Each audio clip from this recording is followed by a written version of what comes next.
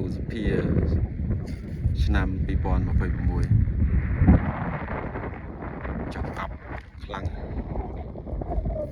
នេះនៅពើលោកតាឌី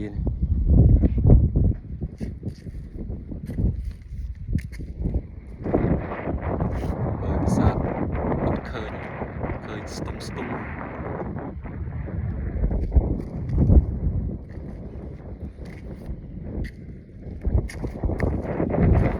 មើលទៅខាងក្រោមបែកផ្សែង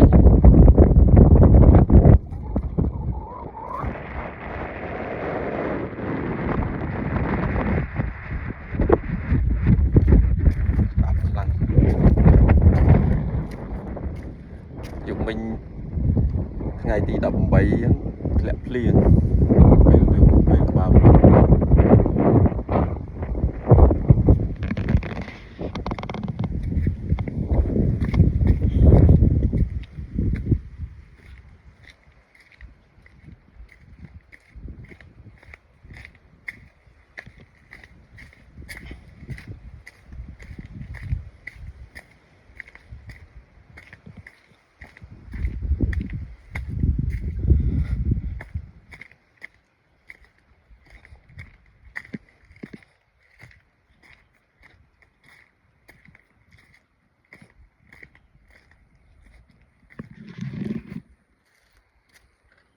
ដល់មកដល់ចេះមិនមើលឃើញ